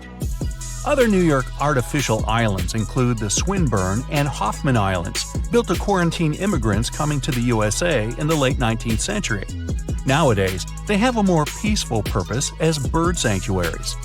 Speaking of birds, there's a big S-shaped island in South Africa, and it's not an illusion. The island is covered in flamingos. Built in 2006, the island shape creates 2 bays for birds. The island also features 4 ponds and 1,000 artificial nests for the new residents. This sanctuary now hosts around 10,000 flamingos. Hey you two, want to hang out on my front yard? The position of the largest man-made island is taken by the Netherlands island Flevoland. After the 1916 flood, they decided to reclaim the local bay, and a dam was built, disconnecting the sea's inlet. By 1968, the land was reclaimed and became the youngest Netherlands province called Flevopolder. The island measures 370 square miles and supports more than 400,000 inhabitants. But for some people, one island is just not enough, and whole archipelagos are created. 4 enormous projects were completed in the United Arab Emirates. One of them is the aforementioned the World Archipelago. Let's have a closer look, shall we? Dubai, the capital city of one of the 7 emirates, is known for its luxury. An opulent oasis in the middle of the desert houses the Burj Khalifa, the tallest building in the world, lavish shopping malls, and monumental fountains. In the early 2000s, the Emirates was experiencing a real estate boom, and eventually the coastal land skyrocketed in value. Soon enough, all the coastlines were occupied. All of the best prices of land were taken, and there seemed to be no way out. You can't make new real estate, right? Well, nothing is impossible in Dubai. A real estate company announced a new project to create a few islands with more coastal lands to expand the shore. The original plan included 3 palm tree-shaped archipelagos, the Palm Jumeirah, Palm Dira, and Palm Jebel Ali. and just the first project could double the coastline. Soon enough, the world project was added. The archipelago was supposed to look like, you guessed it, a map of planet Earth. After completion, the universe was supposed to be added. A group of islands representing the Sun, Moon, a galaxy, and the Milky Way. The islands were supposed to be covered in private housing, villas, hotels, water parks, shopping malls, and entertainment centers. The plans looked grandiose and mind-blowing, but many things went wrong when making it happen. First, Palm Jumeirah and Palm Jebel Ali were constructed. Tons of sand were dug up from the Persian and Arab Gulf's floors. Then the sand was sprayed and compacted into the needed shape, surrounded by rocks for stability. The construction began in 2001, and in 2006, the first apartments were completed. Nowadays, Palm Jumeirah is one of the most recognized man-made islands. It consists of a trunk and 17 palm leaf shapes, surrounded by a crescent-shaped island. The project added 40 miles of desired beaches. It's currently home to the opulent resort Atlantis the Palm, numerous malls, hotels, parks, and villas. The island is connected to the mainland by a monorail and an underwater tunnel, and by 2016, more than 10,000 people live there. Work on the second Palm Island started in 2002. It was supposed to be 50% larger than Palm Jumeirah. Just a year later, work on 300 small islands composing the world began as well. Unfortunately, the global financial crisis of 2008 didn't avoid Dubai. All of the construction projects were halted. Nobody was buying the new property. The absent interest in land purchases tanked the value of the plots. The developing company announced refunds to its investors. Sandbanks were abandoned half-done. The half-built Palm Dira was rebranded into the Dira Islands in 2013. It hosts the Night Souk, the largest night market in the world, and the Dira Mall with over 1,000 stores. Hopefully, the plan to develop the other islands will be completed. They will house more than 250,000 people.